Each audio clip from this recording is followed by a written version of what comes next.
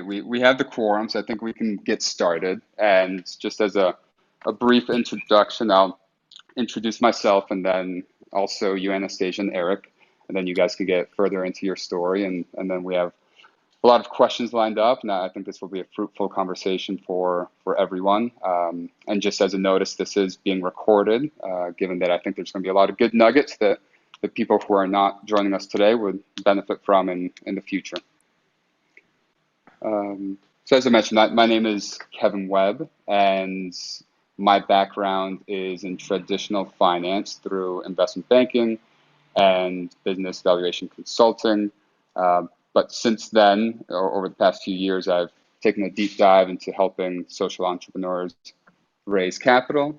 And more specifically, as part of Invest, we capacity build family offices, funds, endowments, institutional investors on impact investing.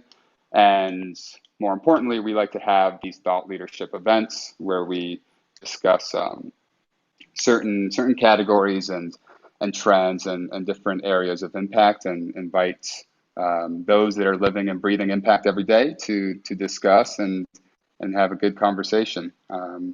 So with that, today we have Anastasia, who is the CEO and founder of Leanorb, which is a composable food packaging company based in Miami, with the mission of eliminating all single-use plastic waste through plant-based packaging. And then Erick is a senior program manager at the Center for Black Innovation, which is a think tank and innovation ecosystem building organization to cultivate great leaders, entrepreneurs, and capital pathways for Black communities.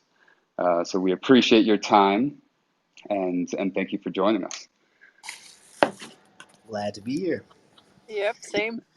So as chivalry is not dead, as we like to continue, we'll let Anastasia start with her story, as I think the founding of Leanorb is very interesting, and what led you to finding it, and your process over the past years based in Miami. Sure. So I would begin by saying that, connecting my dots took me a great deal of time. It really didn't happen overnight. Fortunately, I was raised with much appreciation for nature and kind of like environmental wellness from an early age. So then in my late 20s, I went after product design degree, which helped me start my very first marketing agency. Nothing incredible happened there, but it gave me a really good taste of how to launch a company, how to hire, how to do market research. But what I also remember is that about my late 20s, I brought a lot of kind of like internal questions because work did not feel fulfilling enough, I would say. It was creative, but it wasn't fulfilling enough. Mm-hmm. So the first part of my strategy back then was to sort of like start tracking all the articles that I actually read until the very end, right? Like I was trying to figure out, who am I? Bookmarks that I saved, people that I followed on social media. So I was like trying to create this map of, where does my curiosity is taking me, and see if I can kind of, see the patterns that will emerge from there. And so, things that I was genuinely interested in versus something that I did or I read to belong to a current social group that I was in. Secondly, I completely decluttered my life, personal and professional, Mm-hmm. in order for me to have more of what I call white space. So I am a designer by trade, and I have great appreciation for white space in typography and just like in the spiritual seeking, right? Like in your space and in your homes. Right. And so I think that sitting still is a great starting point for anyone looking to find purpose. What I discovered back then was that I was more curious about environmental innovation than I would say anything else. My only professional skill at the moment was product design. And so I sort of connected those 2 points for discovering, the work that I want to pursue. My third point was my connection with water. Many of my friends were surfers, and I also volunteered with local beach cleanups. What I saw firsthand was a devastating truth behind plastic crisis. Most products we found on the beach back then, as it is Mm-hmm. now, were single-use items. You know, cups, plates, and other to-go ware we get from the restaurants. I did some research on alternative packaging solutions and discovered what seemed to me at the moment as a market gap.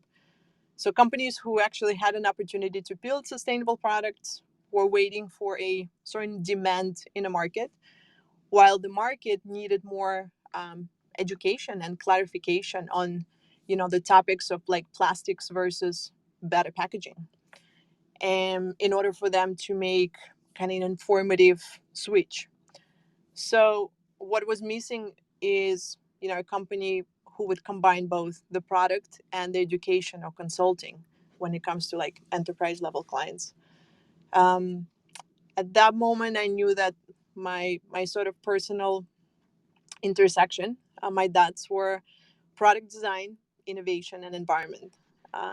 So my Mm-hmm. company, again, was born as a result of all those things. And when it comes to impact, I really believe that people who sort of dare to change the status quo will start with themselves first, probably. So, based on my experience, it was about just getting bare naked, simplifying, sitting still, and sort of in that silence, my personal patterns emerged and helped me follow my passion. Another thing that naturally happened to me back then was, my shift towards improving like my physical state. Like I started listening to a lot of podcasts and just trying to figure out how can I improve myself physically, spiritually, cognitively. And as we heard from many wise men, a healthy mind lives in a healthy body. So I went vegetarian, and I've been vegan for many years now. So one of the lessons back then was to, that the change that happened to me personally when I removed sort of like toxic stress from my body. It allows our organs to function properly. It boosts our ability to listen. It boosts our intuitive thinking, and it helps us move with intention. So, Mm-hmm. this is more or less of what happened to me back then, and what was my strategy. Yeah, and I think everything that you said is very powerful and very applicable because I think a lot of people go through a transition stage and it's kind of a pivotal moment in their life where they need to figure out what it is they feel fulfilled in. And I think Erick has gone exactly through that. I won't steal his thunder, but I know you were going down the legal pathway, and then you said, this is not for me. This is not how I want to provide value to the world. Yeah, So a lot of take it big, away, Erick. no problem. Thank you, Kevin. A lot of big changes with that. So, to give everybody background, well, my name is Eric Gavin. I currently work at Center for Black Innovation. Much like that, I came down to Miami with the intention of going through the University of Miami Law School, and becoming this, corporate attorney who was going to do all these things. That were focused on economic empowerment and all these things and dreams that I had. About halfway through law school, I was talking with mentors of mine, in order to kind of get a leg up on, kind of career opportunities that I could potentially go into. And they just, long story short, said, "Hey, Eric, you're not really going to like your first couple of years as being an attorney, and maybe, maybe even moving further out than that." And I was like, "Why? Why do you think that?" I'm definitely up for the challenge. I'm ready to do hard work. And they're like, "Oh, it has nothing to do with that. It just, that's not the type of work that you are going to be attracted to, because it's going to be very, soul draining and very, very rote work that's not going to have any, direct impact on the types of people that you want to have impact on, and the types of things that you have expressed to us that you really want to do."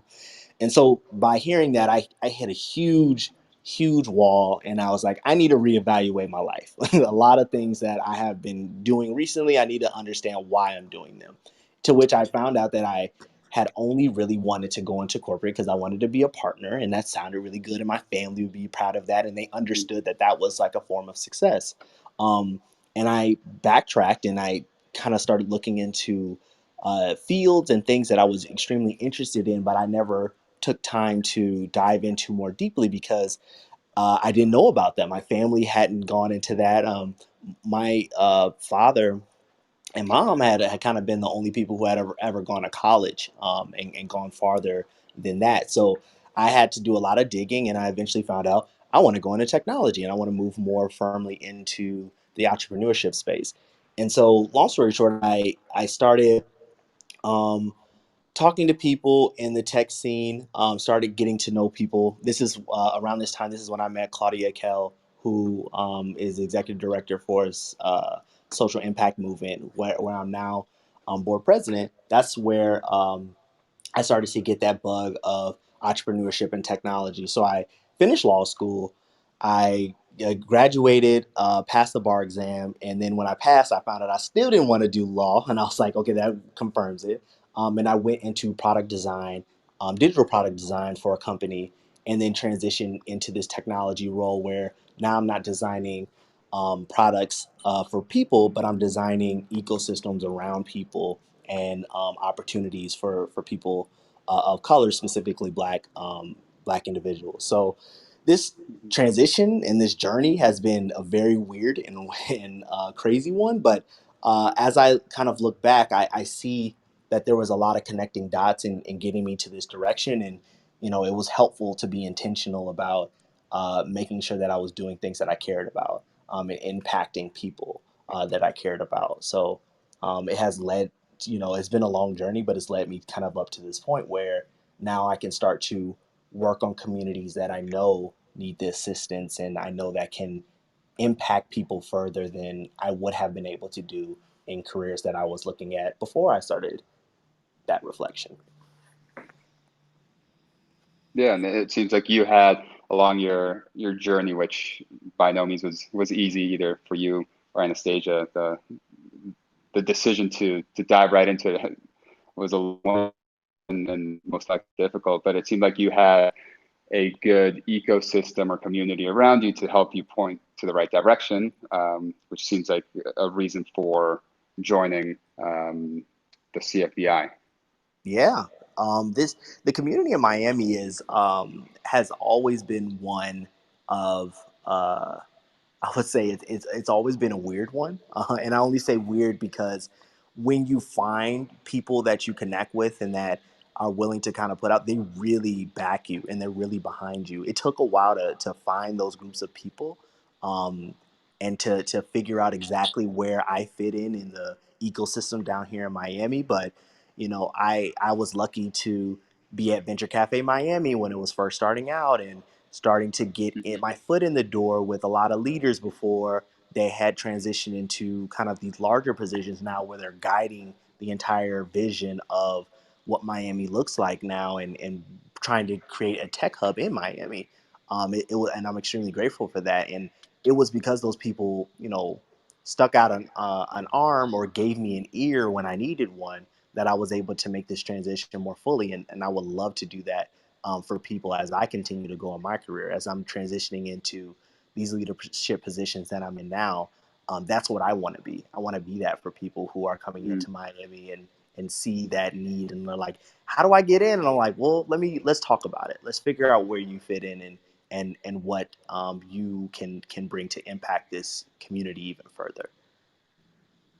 mhm. Yeah. And just as a side note, for those listening, if you do have any questions, feel free to interrupt at any time and raise your hand, and I can grant you access to ask questions to Anastasia and Eric.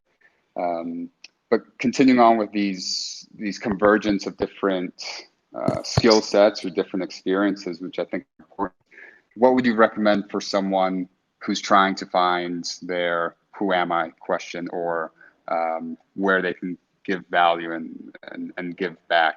As Anastasia, you said you've kind of converged the product design, innovation, and environment, and Eric, you with the legal, technology, and community. What are some processes that you did along the way, or how would you recommend people to find those intersections of valuable skill sets? Yeah, so I would say definitely understanding and following your tribe, as Erick mentioned. For me, for instance, meeting and beginning my work with Cambridge Innovation Center was a turning point, right, as well in my kind of entrepreneurial journey. So that was a strong signal that I'm on the right path, because I've met people that were inspiring, and I was greatly motivated to do well within the group. But other than that, is, I would say reading as much as possible, listening, learning, and creating more space for new patterns to emerge. Just reducing the noise of social media, the noise, the societal noise, and then trying new things. Every single day, trying to research as much as possible things that you don't know much about. I would even, I agree 100%. And I would even add to that, um, that if you could go back to elements of what kind of drew you in without any financial incentive, or when you were, I wouldn't even say when you were a kid, but maybe even when you were a kid or when you were a teenager, things that you were attracted to, but did you just never dove into because you thought that they were going to be useless or just not helpful. It wasn't until I started looking into that I found a pathway that kind of made sense for me in technology. I think when people think of technology, they think of coding, and they're like, well, if you don't code, like, you're not in technology. But I got into technology because I Mm-hmm. started drawing again. And when I started drawing again, I was like, oh man, I really like this creative side of myself. I want to pursue a career that allows me to do that. And I don't think law is going to allow me to do that. And I found out about Mm-hmm. product design. And I was like, oh man, I can draw things and I can create designs, and they can actually have a beneficial impact on creating technologies that connect with people. And I didn't know that existed until I really started looking. So I really encourage people to those kind of base skills or base things that you love to do. And maybe not just as a kid, but just base things that you like to do on the side as hobbies, and try to better understand that those are things that you could bring into, your work, or the things that you would like to do.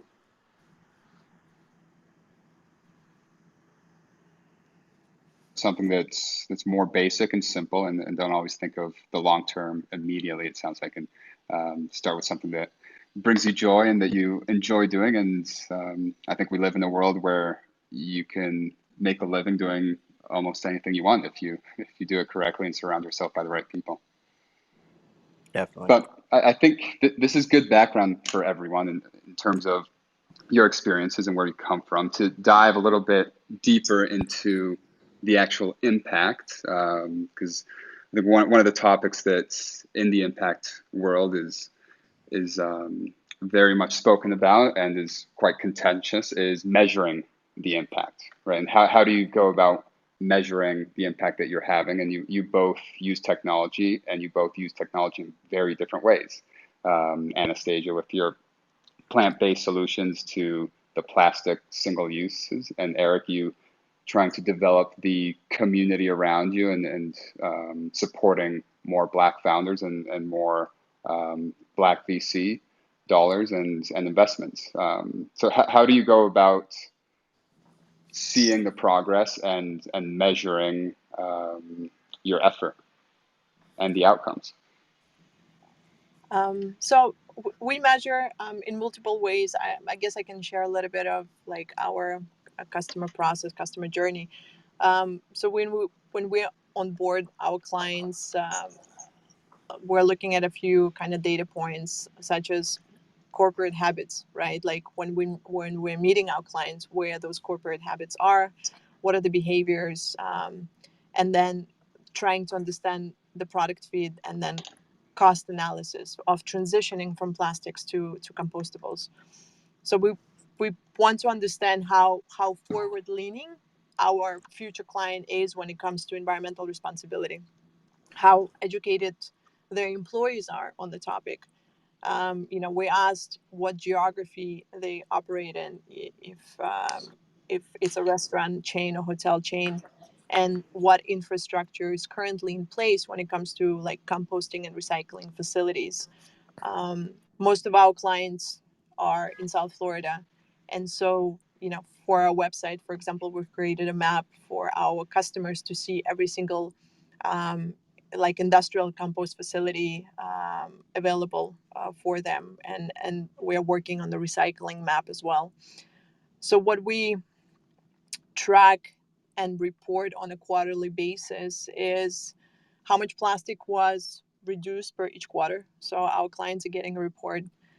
So far, we were able to eliminate a little bit over 10 million single-use plastic units from circulation in Miami-Dade County.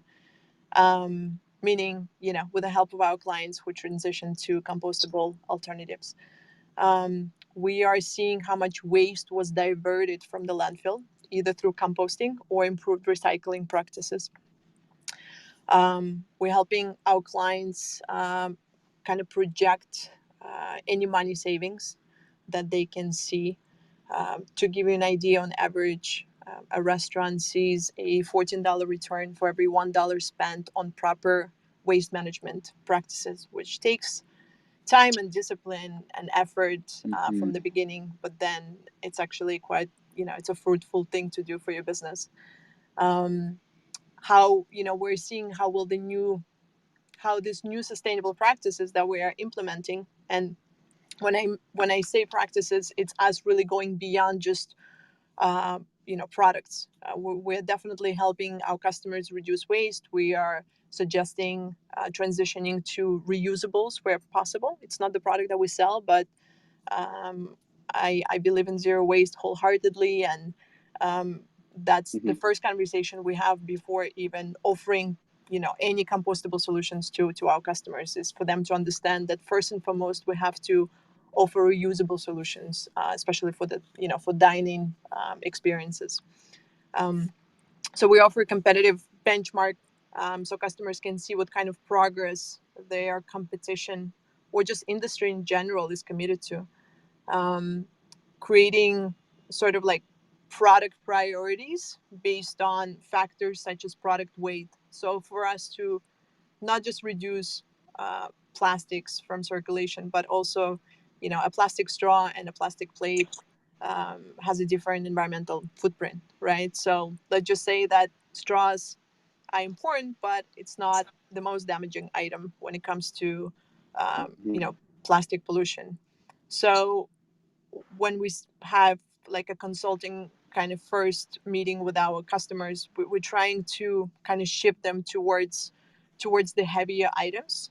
Um, but overall, data collection is probably the hardest part, given that it's not, I would say, an immediate priority for our customers. They had a problem, they want a solution, they don't want to kind of invest additional work into it. But we really hope that, policy will incentivize that change by making it beneficial for all companies to report on waste reduction improvements. Again, it's not going to happen overnight. It is something that we are also committing our time and efforts towards, at least when it comes to local policies. But in a nutshell, we hope, to always push for a greater change, a bigger change than the products themselves. Plastics are very complex issues, so it will take better products, education, and kind of data-driven processes and progressive policies, as I mentioned, to kind of work together. But this is what we are currently working on when it comes to like measuring impact. And I want to talk before going to Erick, or after Erick gives No, his no, go opinion ahead. on it. I want to go to the educating aspect of it, which I know Erick does as well, which I think is probably one of the most complex and difficult tasks to accomplish as a company, to educate the broader public and shift mindsets and shift cemented habits. So very interested to see how both of you handle that, and if you have any tactics or any opinions or suggestions on how how to break down barriers. But just wanted to chime in before I forget that, because I think it's very, very important. Yeah. So for us, when it comes to The masses. education, it's really, I guess everything is within the onboarding process, right? So we take our time before we're gonna sell anything. We want to go and have almost like an operational analysis, and in that moment, we try to share as much information when it comes to like reusables versus disposables, plastics versus compostable products, what happens to these products afterwards, right? So, to give you an example, there's probably no other compostable packaging company that is actually caring enough to connect their clients with compost facilities. We have we call them a sister company. They're related just by the measure of impact, but they're good friends of ours who are currently servicing our clients, and helping them divert organic waste as well as packaging waste. So all of the products that we sell, and then any leftover food items that are generated on site. All of that waste is processed in Homestead, turned into healthy soil, and given to the local farmers, or gifted back to the customers. So all that is to say, like outside of just selling products, when the customer know that you want to provide them with as much information, just because you care, there's a natural kind of response that we see where people are actually taking time to learn and understand more, right? Versus if a salesman walks in the Mm-hmm. room and you tell the salesman, I don't have shoes. And he's like, well, I have shoes. Let me sell you shoes. Here you go. There are shoes, right? So that's just a different kind of trade experience. And then, of course, speaking in different panels, sharing quarterly reports on impact, recognizing that there are certain improvements that could be done within their operations that might not involve us or our products. So we are constantly connecting our clients with our community partners, both in for-profit space and nonprofit space. I'm also on in a core team for Surfrider Foundation, and I'm leading Rise Above Plastics programming there. We have ocean friendly restaurant certification. So Surfrider Foundation is one of the biggest ocean conservation groups in the U.S. They are essentially certifying restaurants as ocean friendly if they're following certain criterias, and those criteria go beyond clearly compostable packaging. For example, you can't have plastics on site whatsoever. You have to have reusable tableware. You have to recycle. You have to compost. You have to kind of have intentions towards locally sourced Mm-hmm. food, so on and so forth. So, as a company, every client that we onboard, we're also connecting them with our, composting partners, with Surfrider Foundation, and I think throughout that community, the education happens, right? We are working on a few kind of software products as well that will help us amplify and kind of simplify, automate our educational experience, our educational journey with our customers. So hopefully we can release those products by the end of the year. But for now, it's very much of a small team and a manual one-on-one experience with our customers. Right. And I love that you're completing the circle and connecting them with the compost centers and making their lives much easier, which in turn will help them be more grateful towards you and continue to repurchase. So sorry, Eric, for jumping in. So I'll let you take it Oh, away no, with no. the question about measuring impact and then education. No, so starting with impact, because I agree that education piece is heavy. It's a lot that's kind of involved in that. Right. But to start with the impact piece, I think we mainly work backwards, very similar to common practices and how you would think about it, because your impact is this thing Mm-hmm. that's so amorphous, and for us it's um, eliminating social deserts, slash improving kind of doing economic empowerment pieces. So we have a couple of different things that we have called out as a kind of our overarching goals, but in my and just to keep things simplistic, In terms of the work that I do, all of it is kind of geared towards economic empowerment pieces around trying to create larger ownership or increase the value of ownership for Black founders and get Black either high net worth individuals or Black investors who are already accredited the ability to start to invest into the Black community so that we can start to create a larger sense of Black economic Hmm. improvement or progress. So for that, we have those because those things are huge and a little bit amorphous. We have to start to define what we mean by each one of those terms in order to determine specifically what it is that we're measuring. So to simplify it even more, when it comes to programs like the accelerator that we're running now, we just clarify how do we improve the value of the businesses that are coming through our program. Our program are coming in with businesses or ventures that are either starting out Hmm. with they don't have any valuation, they have nothing that a person externally would see it holds value as of yet, until we Hmm. kind of build it up and work on it. Or there's ventures who come through and they're like, well, we already have seed funding of $250,000, $300,000, $500,000, and we're looking to kind of go beyond that, so that we can get larger funding to expand more. So then our goal there, and what we start to track is our ability to connect them with resources to improve their access to capital, as one measure. So our ability to do that, and then their ability beyond that point, to grow based on the work that we have done with them.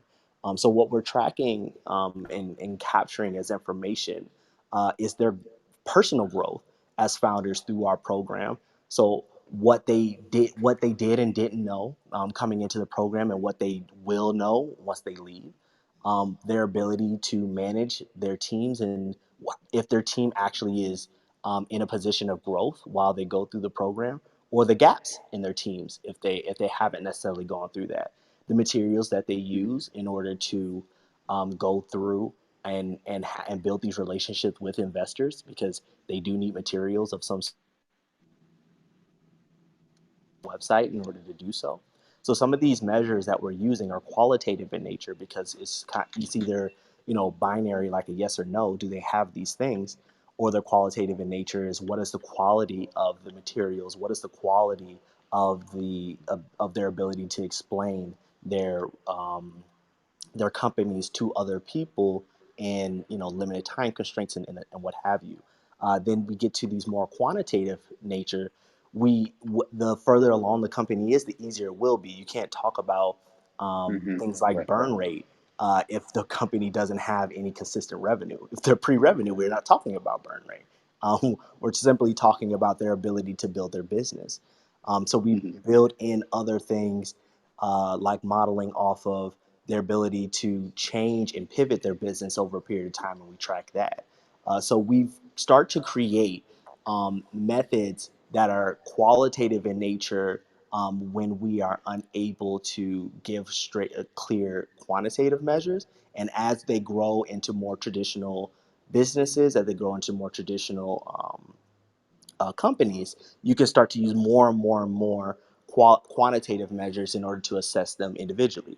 Then we expand out and we look at them as a group and as a whole. That's a lot easier to do quantitatively, because now we can start looking at just how many of them are where they need to be at, and how many of them are hitting goals that we have set out for them across the weeks that we have for the accelerator. So when it comes to assessing the ability of our program, that falls within basic programmatic assessments that people normally do. But when it comes to assessing these Black founders and determining whether or not they are actually hitting their levels of success, what they think is success, and then what we think of as success, qualitative measures end up coming in a lot more than any traditional assessment normally would have. So we lean on those in order to better understand um, how our founders are actually taking in the information and growing as individuals. And as we kind of develop more and more measures and interact with more and more people, since this is the first year that we're doing our accelerator, we'll start to develop ways in order to quantify a lot more of this information to create better processes for this data collection, better methodologies in order to expand how we do it amongst a larger group of people, since we want to impact more people at the same time. Right Hmm. now, the accelerator only has 17 companies, and we will be holding more cohorts, but I'm thinking more so on how do we impact more people at the same time, even if they're unable to join our accelerator. It's this is getting away from the idea that there are people who get it and their companies are worthy, quote unquote, and more so getting into everybody's ideas have merit, and what we need to focus on is their ability as founders to pivot into ideas that are more viable, whether that's from a growth standpoint or that's from a investment standpoint. So that's kind of the basic ways that we go about doing that measure. And then when we scope back within a single program, but then when we scope back out outside of the program, how do we connect that to what I was talking about originally, which is, the economic piece. In economics, we simply start looking at that company that went through that we helped achieve their goal of growing to um, hitting a growth stage, and they've been invested in. Hmm. Are these companies hiring other black employees? Are there enough? Are there more black technical professionals that can actually go into these positions from the black tech companies that were growing? So then now we're starting to talk about closing gaps.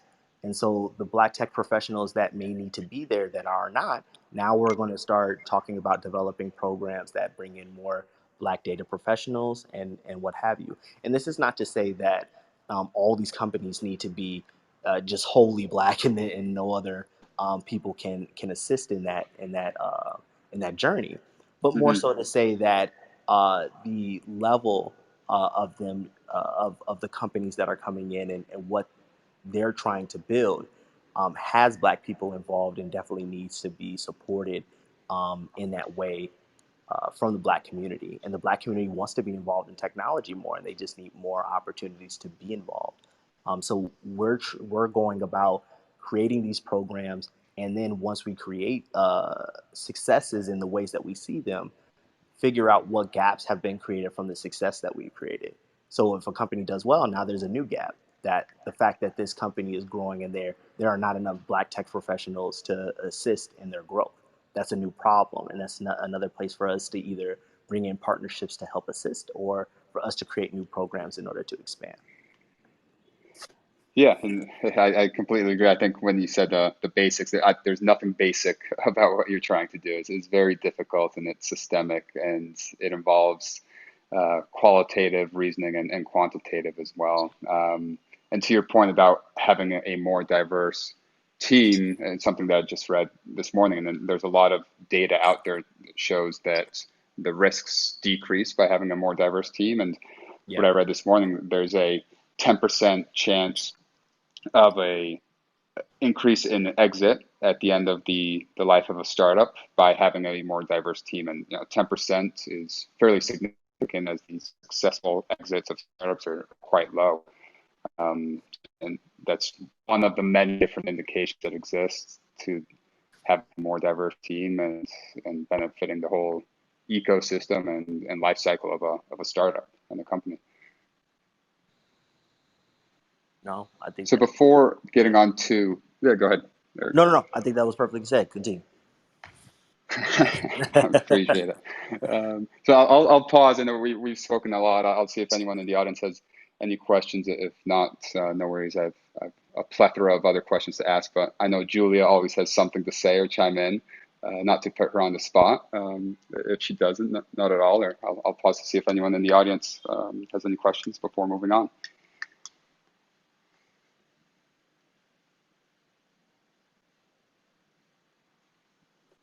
All right. So the next topic that you both hit on briefly was expanding and scale. I know, Eric, you mentioned that you want to impact more people, and Anastasia, you obviously want to decrease more single-use plastics. How do you manage scaling in a efficient and sustainable way that doesn't decrease the quality of, for Anastasia, your product, and the sources of your product, the plant-based materials. And then Erick, making sure you have the right people and hiring the right people around the accelerator and the startups and the other programs that you offer in different cities. So as far as the product goes, we're currently sourcing and supplying a variety of fibers, from bamboo to sugarcane, wheat straw, recycled cardboard, wood, when it comes to utensils. All of that, like that variety alone, allows us to be flexible in case of material shortage. And in the reality, most of our customers don't entirely care if the product is made from one fiber versus another. They just want us to tell them it's a solution to the problem of plastics. So as far as product shortage, we actually didn't experience any hardship so far. And when it comes to like scaling in a sustainable way, I think I'm still figuring it out as a founder. I'm not sure I can give the most educated answer given how young the company is, but I had to bootstrap the first few years when we launched the company. I also didn't know much about fundraising, so I sort of bet my savings to get us going. We are getting ready to fundraise as the market kind of begins to stabilize for restaurants and hotels. We were hoping to complete our round last year, but that didn't happen. So as a founder, I would say that scaling in a sustainable way means focusing on your product and customer feedback, right? In reality, I think in order for a startup to make it, the founder has to make what my a good mentor of mine told me, 1,000 right turns, meaning one wrong turn for a founder can be detrimental, especially when the company is young. And it can be everything from losing a big client to betting on the wrong product iteration, not spending your money on the right department. But founders are humans, and so statistically speaking, continuously making the right turn is quite difficult. And so, in to give you an idea, in 2019, we were doing really well. We had a 98% revenue growth rate year over year. But last year showed us just how fragile we are, after all, as a group, as a company. Oh, of course. One thing that helped us weather the storm is our community partners and clients who we built strong relationships with. It reminded me personally that our strategy will always be human-centered. And last year, I witnessed something very heartwarming, I would say. So our clients, 72% of our clients are hotels and restaurants. And as you can imagine, most had to close doors and then later reopen throughout the year. But the ones who sort of bounced back faster were surprisingly smaller mom and pop shops who, from kind of the very beginning, had a strong commitment towards all sustainable practices, to locally sourced produce, to human-centered customer experience. I mean, I'm talking about pre-COVID. And, their customers, their neighbors came out to support them in spite of the virus. I mean, waiters were getting $500 tips. People were ordering takeout when they could have cooked at home because they wanted to make sure their favorite neighborhood restaurant makes their rent. And it was beautiful to hear those stories from my clients.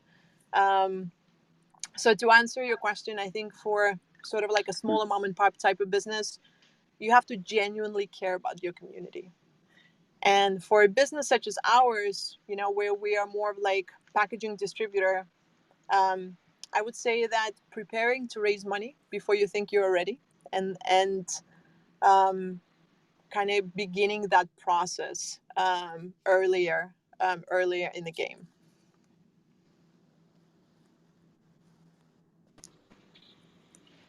Interesting. And yeah, I think the past year, like you said, it has definitely shown a big difference in supporting local and and paying with your dollar to local businesses as opposed to the larger franchises. And that I've seen that as well in Miami. So that's good to hear that. It's also echoed on your.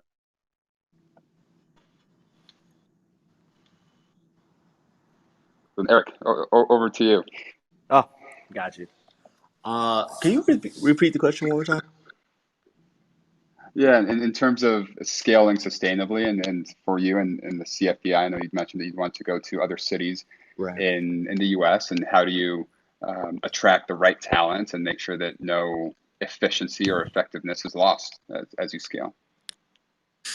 Yeah. I think it's, being really conscious. So one, I've learned in these last couple of months, because we have been constantly looking for new talent, is to never stop looking for people and new talent coming in. So I'm trying to stop being so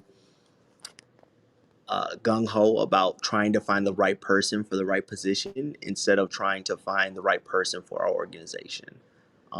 I think that obviously I can't try to bring in a person that deals with, I don't know, marketing, and we have a technical concern that we have as an overarching priority. But I do like to recognize when I think people fit kind of the culture that we're growing in, that we are and growing into. Because I like to think of culture growth instead of necessarily culture fit. Like, where do we want the culture to be?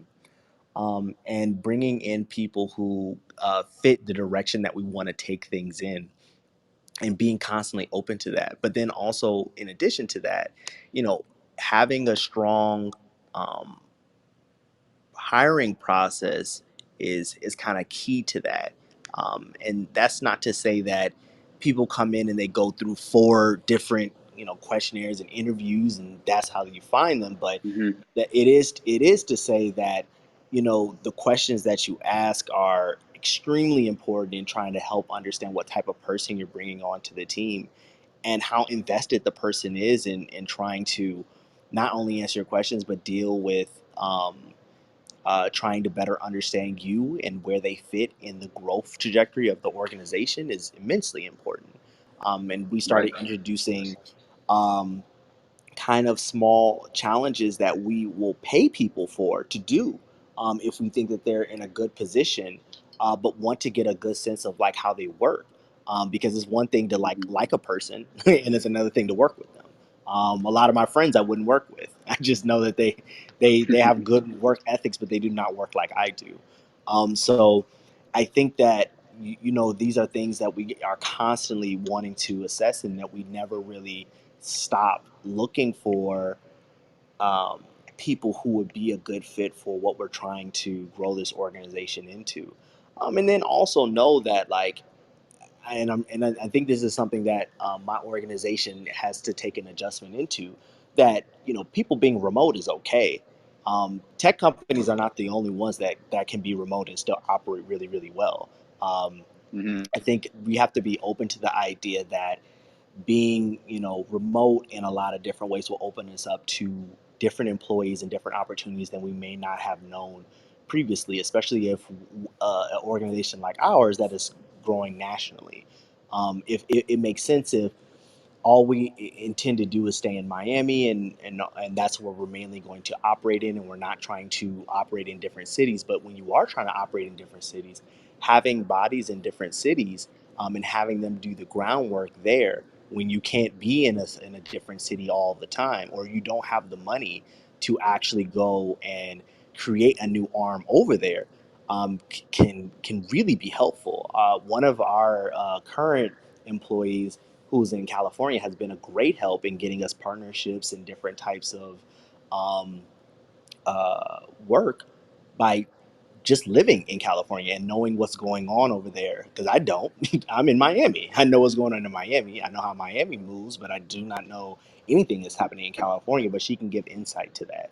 So that's been kind of extremely helping, and I hope we kind of continue to do that with new people that we're bringing in, and being open to the fact that I don't really know what's going on in like my hometown of Chicago right now. I don't know what's going on in the tech scene over there, but it may be beneficial to have someone there to build out our role and partnerships and the work that we could do in that city by having someone there, um, in that capacity, just Yeah, as of an ear course, on the ground.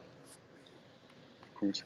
And it's great to hear that it sounds like you're embodying kind of the motto of hiring for character and training for skill, which I think not many places do, and more companies should do more of that. And once you're in the doors, kind of find where you can fit in, uh, and develop the skill set necessary to perform the specific function. Yeah. Kevin, I have a question, if that's all right. Of course, Julia. Awesome. And thanks for hosting. This has been a great conversation. I just wanted to ask a question that I like to ask sometimes, which is, both of you mentioned scaling is kind of in your near-term plan. So what is the impact and kind of reach of your company going to be if you're able to scale, let's say in 5 to 10 years, given that it's Earth Day and we're also thinking about big SDG type goals? How do you imagine the transformation if you succeed? Great question. Uh, would you like to start, Anastasia? Sure, I can. So for us, I think we're the first company that is bringing product alongside with data and education. And, you know, of course, I want us to scale and be the very best in on the market. But at the same time, I would like for, for others to lead by example. And the greatest change, it's not just how many plastics we can reduce from from South Florida, Central Florida, or the states in general. It's just mostly the mindset of a for-profit packaging company that needs to change. So I hope that in the next 5 to 10 years, beyond scaling and being a profitable, successful enterprise, we would like to send a strong signal to other packaging companies that are sort of like neglecting that part right now. And I would say that scale for us on our end starts to mean that we have a better understanding of how unique each one of these cities are. I think we know that. Like, it's easy to say that, oh, Miami's different from New York, which is different from Denver, which is different from LA.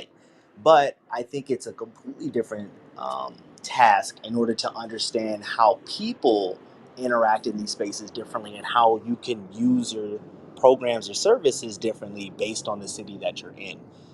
I would love to start giving a little bit more of a hyper localized feel to the types of programs and things that we do based off of leaders that are in those cities. And we're starting to kind of work towards that with our ecosystem builders um, program that we're rolling out this year. But in 5, 10 years, that looks like the leaders that we train and build up help us to run our programs that we run in Miami now, locally in those various cities, and then they start to help those both founders, investors, and technical professionals in a way that we wouldn't be able to if we weren't actually physically in that city, and help to unlock new sponsorships, new grants, new um, partnerships that we could potentially have access to if we operated in that city, but don't currently, and create new positions and jobs for themselves. So opportunities for themselves. So I guess my version of it starts to look like a hyper local, almost akin to some type of um, duplicating of Center for Black Innovation in various cities to work on the issues that exist and are prominent in that city, and we tailor programs to what's happening in those cities rather than making the assumption of what the general problem of each city is.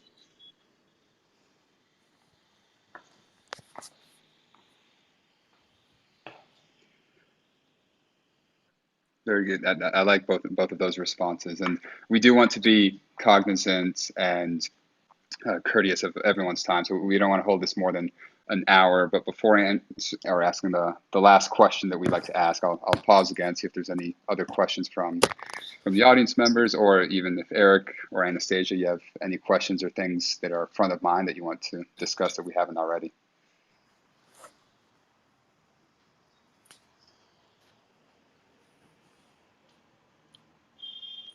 Okay, so the final question that we'll leave you with is one that I mentioned we like to ask, as I think it really helps to encapsulate the entire conversation and simplify impact as much as possible. But if you could describe impact in one word, or maybe I'll give 2 or 3 words, what would it be?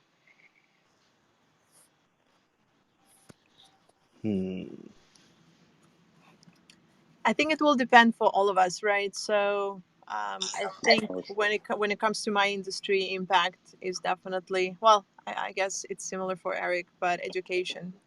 First we have to become an informed decision makers. So I would say before we innovate, build products, scale, we really have to focus on information for all, right? Equality in information. Love that. And Eric, the spotlight for the final response is on you. Make it a good one. I know, because I don't want to just be like education too, because it is education too. Like honestly, it's Education 2.0. 2.0, but exactly what Anastasia said. I really do believe that sometimes the lack of understanding is what really separates the growth that happens for us as an organization.